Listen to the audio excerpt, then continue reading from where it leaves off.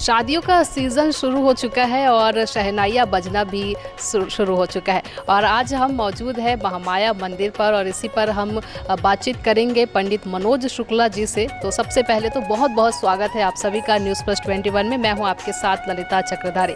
आज हम बात करेंगे शुभ मुहूर्त को लेके जो कि नवंबर में शुरू होने वाला है, क्योंकि हिंदू धर्म में कोई भी कार्य जब भी शुरू किया जाता है तो शुभ मुहूर्त को देखते हुए किया जाता है। और ख़ासकर अगर बात करें शादियों की तो शादी में बिना शुभ मुहूर्त देखे कोई काम नहीं किया जाता है। तो आज इस पर ही हम बात करेंगे कि अभी जो नवंबर से देवउठनी एकादशी 4 नवंबर से शुरू हुई थी, उसके बाद से शादियों का सीज़न शुरू हो चुका है। तो सबसे पहले आज हम बात करेंगे मनोज शुक्ला से जो कि पंडित हैं महामाया देवी मंदिर के। बहुत बहुत स्वागत है आपका पंडित जी। धन्यवाद। सर्वे भवन्तु सुखिनः, सर्वे सन्तु निरामया, सर्वे भद्राणि पश्यन्तु, माँ कश्चित् दुःखभाग् भवेत्। जितने नवयुगल दंपत्ति हैं जिनकी अभी विवाह सामने है, मुहूर्त आने वाली है, सभी को, जिनकी पहले से शादियां हो चुकी है उन सभी को, सभी दीर्घायु हों, सभी सुखी हों, सभी आनंदित हों, ये शुभकामनाएं। शादियों का प्रारंभ मुहूर्त अभी विगत देवउठनी एकादशी, जिस दिन भगवान विष्णु का शालिग्राम स्वरूप में माँ तुलसी जी के साथ में विवाह संपन्न किया जाता है, उस दिन से मुहूर्त प्रारंभ हो चुका है। लेकिन पंचांगकर्ताओं ने ग्रह गोचर और रेखा इत्यादि को ध्यान में रखते हुए नवंबर के आखिरी सप्ताह में मुहूर्त को बताया है, जिसमें शादियों के बहुत से आमंत्रण कार्ड भी हमारे पास आ चुके हैं। इस तरह शुभ मुहूर्त में विवाह जो है संपन्न किया जाता है। शुभ मुहूर्त की बात आपने कही है, तो ये जो मुहूर्त नवंबर से शुरू होगी वो किस तारीख को होगी, शुरू होगी किस तारीख से? नवंबर में 25 तारीख से लेकर के लगातार 3-4 मुहूर्त नवंबर में दिए गए हैं। उसके बाद दिसंबर के पहला और दूसरे सप्ताह में भी मुहूर्त है। चूँकि धनु संक्रांति जब लगती है तो उसके बाद फिर खर मास प्रारंभ हो जाता है, इसलिए उस एक माह के दरमियान विवाह नहीं होती, जो कि 14 या 15 दिसंबर से आरंभ होकर के लगभग 14 या 15 जनवरी, जिस दिन मकर संक्रांति होती है, तब तक के लिए विवाह जो है स्थगित रहता है, जिसे खर मास या धनुर्मास भी बोला जाता है। उसके पहले तक दिसंबर में भी और नवंबर के आखिरी सप्ताह में लगभग 10-12 मुहूर्त पंचांगकर्ताओं ने दिया है।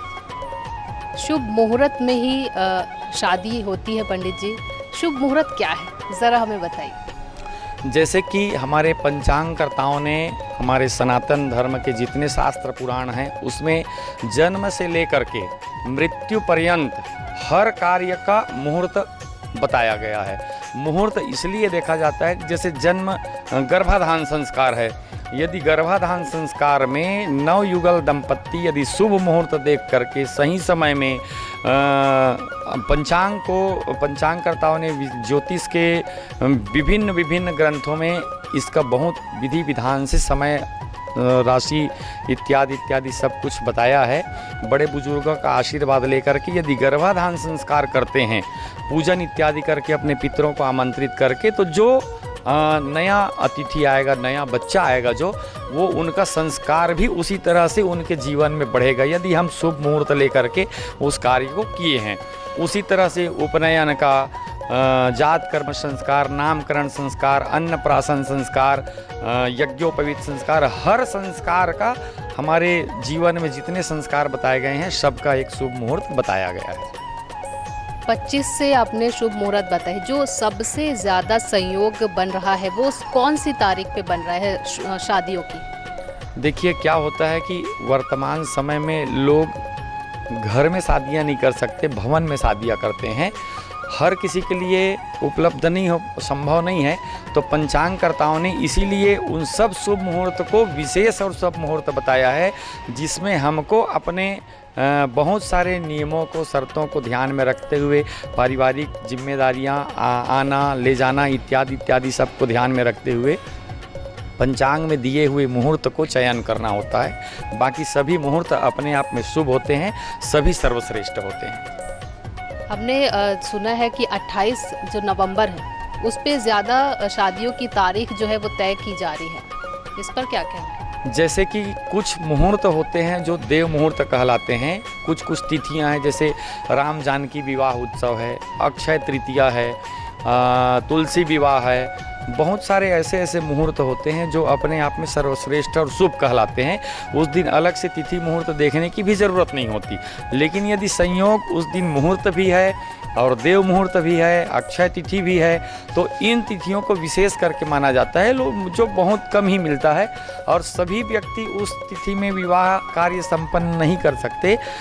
कुछ गिने चुने लोग जो हैं उस तिथि को, सबके लिए संभव नहीं है उसी तिथि को चयन करना, तो पंचांग में दिए मुहूर्त को अपने पंडित, अपने पुरोहित या किसी ज्योतिषी से मिल करके अपने मुहूर्त निकलवा ले, उस दिन विवाह करे, वही सर्वश्रेष्ठ मुहूर्त है। इस साल जो नवयुवक युवतियाँ बंधेंगे बंधन में शादी के, उनके लिए क्या कहेंगे? मैंने पहले ही कहा, सर्वे भवन्तु सुखिनः सर्वे सन्तु निरामया। युगल दाम्पत्य जीवन एक नया जीवन प्रदान करना होता है, लड़के के लिए भी और लड़की के लिए भी। ये एक तरह से लड़के के लिए एक चौरास्ता है। अभी तक वो अपने पारिवारिक जीवन में भाई बहन और माता पिता के साथ जीवन व्यतीत करने आया है, और अब उसके साथ में एक नई जीव जो है जुड़ रही है, जो उनकी पत्नी है, और उनका पूरा परिवार है, उधर भी उनको ध्यान रखना है। उसी तरह नववधू के लिए भी एक परिवार से होकर आई है और दूसरे वातावरण में पलने आई है।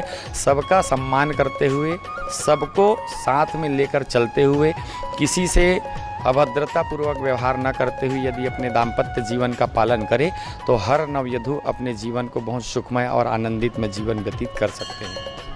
बहुत बहुत धन्यवाद पंडित जी आपका। तो ये थे हमारे साथ पंडित मनोज शुक्ला जी, जिन्होंने हमें शादियों की मुहूर्त के बारे में बताया कि कब कब जो ये मुहूर्त है शादी की, वो किन किन तारीखों में तय की जा रही है। नवंबर, दिसंबर, जनवरी, और पंडित जी ने जैसे बताया कि मकर संक्रांति तक ये मुहूर्त रहेगी, और किस दिन कौन से दिन में शुभ मुहूर्त है और शुभ मुहूर्त पे ही शादी करनी चाहिए, ऐसा हमने पंडित जी से जाना। तो अभी के लिए बस इतना ही, और फिलहाल लगातार अपडेट रहने के लिए देखते रहिए न्यूज़ प्लस 21 पर। कैमरामैन अजहर के साथ ललिता चक्रधारी, न्यूज़ प्लस 21, आपके हक की बात।